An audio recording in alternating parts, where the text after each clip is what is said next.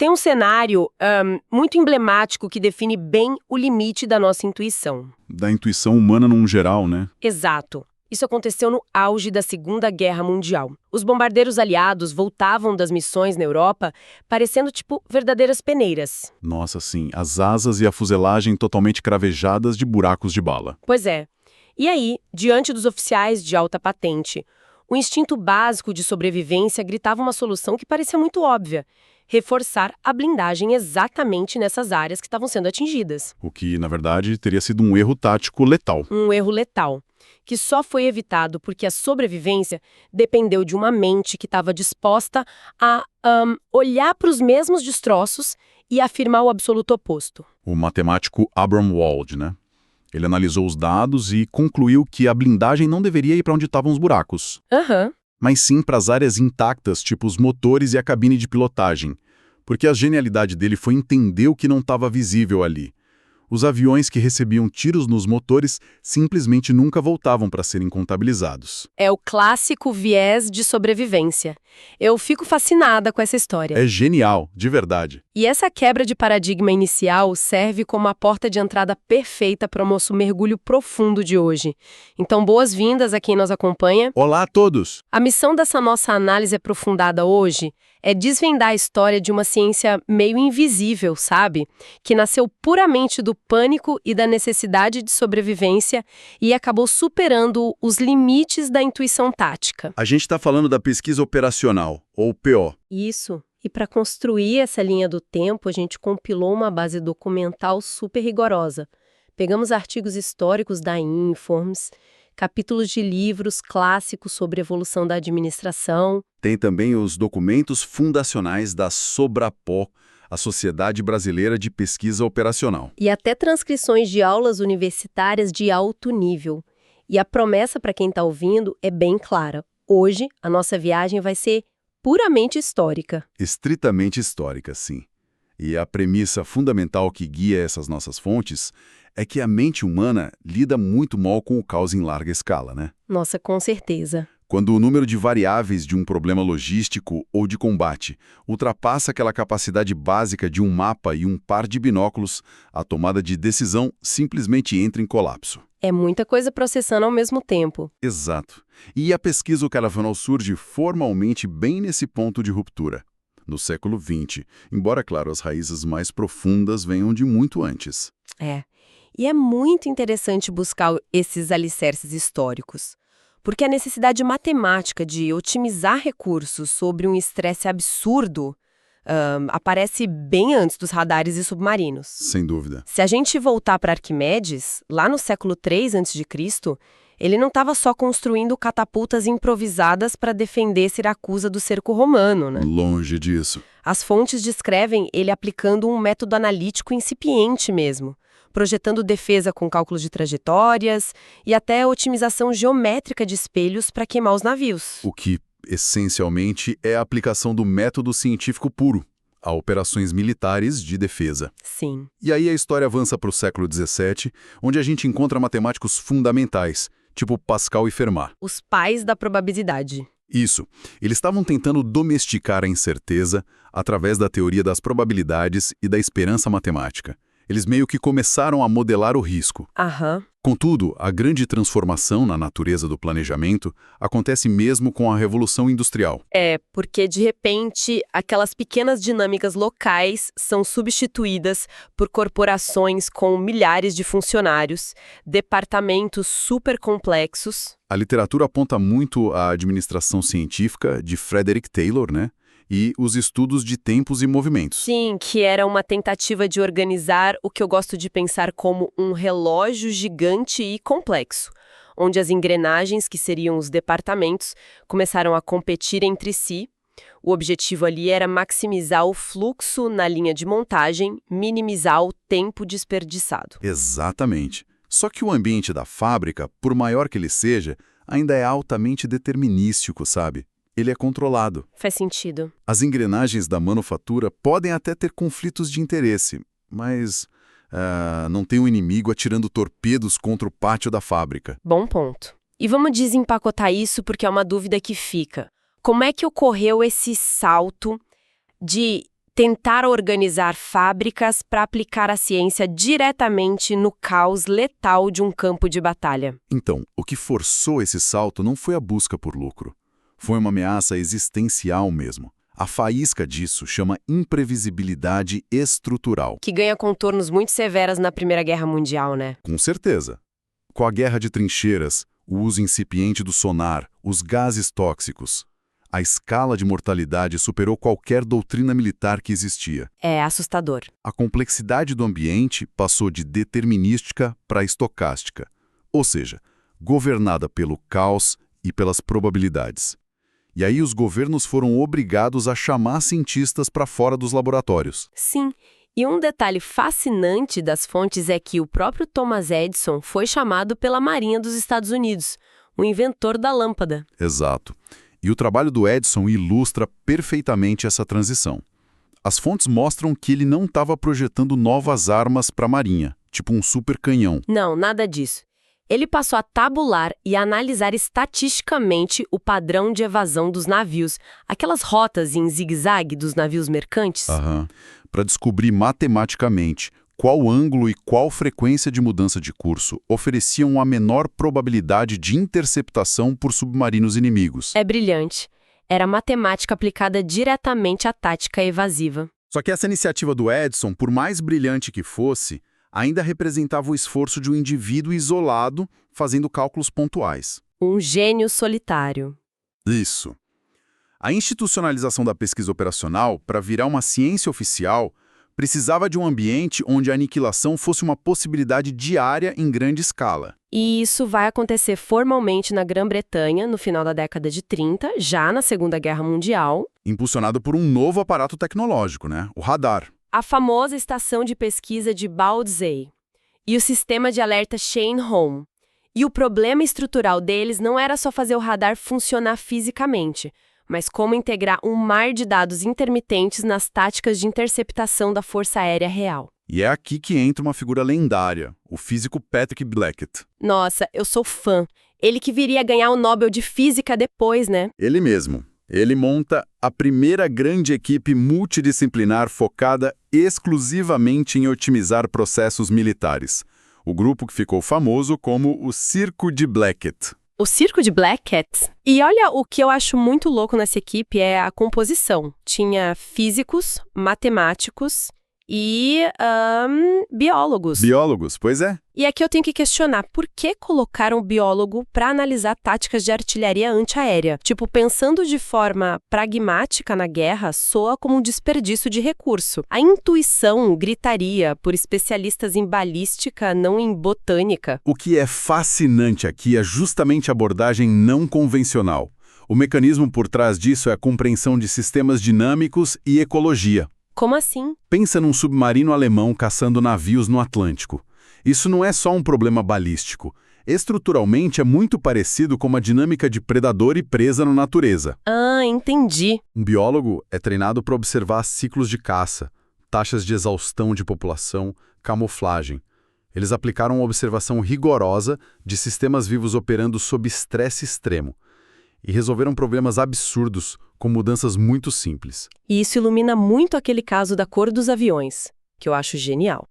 O Comando Costeiro Britânico usava aviões que eram originalmente de bombardeiros noturnos, então eles eram pintados de preto. A camuflagem clássica, para a noite. Só que o cenário tinha mudado. A caça aos U-boats, os submarinos alemães, acontecia no meio do Atlântico Norte, geralmente de dia, e com o céu super nublado e cinzento. O Circo de Blackett analisou exatamente isso, o contraste óptico, porque o submarino dependia de vigias humanos no conversa. Sim, e se eles vissem um pontinho preto no céu claro, o alarme soava e o submarino mergulhava na hora. O tempo era tudo. E a solução matemática não foi criar o motor mais rápido para o avião, foi simplesmente alterar o contraste.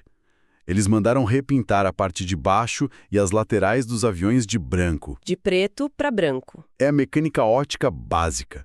Um objeto claro contra um céu nublado atrasa muito a percepção visual do vigia humano. E os resultados nas fontes são impressionantes. Os aviões começaram a chegar 20% mais perto dos submarinos alemães antes de serem vistos. 20% é muita coisa em termos de tempo de reação. Demais. Isso encurtou a janela de mergulho do submarino e aumentou os afundamentos em 30%. Só mudando a tinta. Uma taxa de letalidade alterada por inferência ótica. E tem outro exemplo memorável dessa mesma equipe envolvendo cargas de profundidade. Ah, o detonador das bombas. Isso. Historicamente, os detonadores dessas bombas lançadas de avião eram ajustados para explodir a uns 100 pés de profundidade. Um pouco mais de 30 metros. E a doutrina militar achava isso super racional, né? Porque o avião demora a chegar, o submarino já está afundando, então a bomba tem que ir fundo. Só que a taxa de sucesso disso era terrível. Alarmantes 1% de submarinos afundados. 1% é quase um erro de arredondamento. Exato. Aí a equipe de P.O. dissecou o fator tempo e chegou numa conclusão bem contraintuitiva. Se o submarino viu o avião cedo, ele já mergulhou tão fundo e fugiu para tão longe que explodir a 100 pés é inútil. Já está fora do raio da bomba. Então, eles assumiram que esses já estavam perdidos. Sim. A matemática disse para descartar esses casos e focar nas frações de segundo onde o submarino cometeu um erro, quando o vigia viu o avião tarde demais. Ah, nesses casos ele ainda estaria perto da superfície. Exatamente. Então a recomendação foi mudar a profundidade de detonação de 100 pés para rasos 25 pés. Nossa, e os números saltaram. A taxa de sucesso foi de 1% para 7%. É um aumento absurdo de eficiência só com ajustes finos. Ignorando perdas garantidas e maximizando a janela crítica. É o núcleo da pesquisa operacional. E com o fim da guerra em 45, a gente tem essa virada temporal. Uma vitória declarada e, de repente, o mundo tem centenas de cientistas treinados em resolver gargalos logísticos com matemática. O que aconteceu com toda essa capacidade mental quando a paz foi declarada? Se conectarmos isso ao cenário geral, a transição militar-civil foi incrivelmente suave. É mesmo. Sim. O boom industrial do pós-guerra na Europa e nos Estados Unidos sofria dos mesmíssimos problemas de alocação de recursos que os militares. Mover toneladas de grãos, gerenciar estoques, rotear navios civis, a incerteza era a mesma. Só mudavam os nomes das coisas. Exato. E em 1947 surge a chave de ouro da PO. O matemático George Dantzig desenvolve o método simplex. Para programação linear. As nossas fontes tratam isso como um grande motor civilizatório. E é importante entender por quê. Sem ele, testar milhares de rotas e custos demoraria milênios. A genialidade do Dantzig com o simplex foi transformar um pesadelo logístico em geometria. Geometria? Como assim? Ele provou que as restrições de um problema, tipo limite de estoque, orçamento, horas de trabalho, podem ser traçadas como linhas que formam uma figura geométrica multidimensional, um poliedro. Tá, e a solução ótima? A matemática revela que a solução mais eficiente para o sistema todo nunca vai estar no meio dessa figura. Ela sempre vai estar em um dos cantos, em um dos vértices. Ou seja, o algoritmo não precisa vasculhar a figura inteira. Ele vai pulando pelas bordas de canto em canto até achar o ponto de maior lucro ou menor custo. Exatamente. O poder computacional poupado é incalculável. E isso casou perfeitamente com a chegada dos primeiros computadores, que estavam sendo pesquisados por instituições como a Rand Corporation desde 1945. Aqueles cérebros eletrônicos gigantes. Sim. Problemas com milhares de variáveis finalmente podiam ser resolvidos em minutos. A área ganhou um respeito acadêmico enorme. Em 1948, o MIT já oferecia o primeiro curso focado em aplicações não militares. E aí surgem aquelas sociedades globais, né? A ORSA, a Teams, a iForce. Todo mundo queria entender como otimizar sistemas. E então, o que tudo isso significa na prática? Significa que as mesmas equações criadas para caçar submarinos no Atlântico Norte começaram a ser usadas para decidir, tipo, como enviar pacotes de correio ou programar tripulações de companhias aéreas. É o poder da abstração matemática. Mas tem um ponto que a gente precisa abordar. Essa era uma ciência até então dominada pelo hemisfério norte, pelas potências mundiais. Com certeza. E para a pesquisa operacional se tornar realmente global, ela precisaria ser exportada e adaptada para países em desenvolvimento. Que tinham seus próprios desafios estruturais massivos. E aqui é que a coisa fica realmente interessante, porque a gente chega no capítulo do Brasil. A história da PO chega no Brasil cerca de uma década depois, nos anos 50. A realidade brasileira da época era um quebra-cabeça super complexo, com infraestrutura precária, dimensões continentais. E os pioneiros brasileiros aparecem aí. Os arquivos destacam muito a figura do professor Rui Leme, na USP. Em 1955, ele começou a aplicar o método Simplex e outras ferramentas para otimizar a produção do nosso petróleo. O que era um desafio brutal, né? Porque você não tem rodovias perfeitas, tem poços com fluxo limitado, refinarias distantes e uma demanda em todo o país. O modelo precisava calcular fluxos simultâneos considerando rodovias, ferrovias, navegação de cabotagem, tudo para minimizar o custo de frete. E a Academia Brasileira não ficou para trás. Em 57, a Escola Politécnica da USP cria o primeiro curso de Engenharia de Produção. Logo em seguida, em 58, o ITA também integra essas teorias. E o setor corporativo comprou a ideia. Em 1965, a Petrobras instituiu o primeiro grupo formal de pesquisa operacional dentro de uma empresa no Brasil. E isso culminou no grande marco fundamental brasileiro em maio de 1968, liderados por figuras como Oswaldo Fadigas Fontes Torres. Que nome forte! Sim, eles organizaram o primeiro Simpósio Brasileiro de Pesquisa Operacional, o SBPO, lá em São José dos Campos. E a efervescência acadêmica desse evento foi tanta que, logo a seguir, em abril de 69, a Sobrapó é oficialmente fundada. A Sociedade Brasileira de Pesquisa Operacional. Isso mesmo. E eles sabiam que não dava para ficar só no eixo Rio-São Paulo. Então, eles criaram a interiorização através dos encontros regionais, os ERPOS. E eu quero te fazer uma pergunta sobre isso, porque lendo as fontes eu me questionei. Nós, no Brasil, a gente simplesmente copiou o que vinha de fora ou houve uma adaptação real para o nosso cenário? Houve uma adaptação profunda. Os ERPOS permitiram que estudantes e consultores do sul ou norte tivessem contato com problemas muito nossos. O foco rapidamente se voltou para economia, logística de transporte, energia elétrica e o agronegócio. Claro, modelar escoamento de safras, por exemplo, refletindo um país continental em rápida expansão. Exatamente. A PO se tornou capilar no Brasil. É fascinante. E construindo esse fio condutor desde os espelhos de Arquimedes até os ERPOS agrícolas, a gente vê que hoje a PO é o motor invisível do mundo moderno. Totalmente invisível para a maioria das pessoas. E esse é o porquê de se importar com isso. Para quem está ouvindo, toda vez que uma encomenda chega num prazo absurdo via Federal Express, a PO é o motor por trás. Quando uma companhia aérea faz a escala de milhares de voos sem o sistema colapsar, ou quando serviços de emergência e em hospitais conseguem triar pacientes sem parar. Tudo isso é o eco distante daquelas mentes que se uniram na Segunda Guerra Mundial. O triunfo da racionalidade sobre o instinto.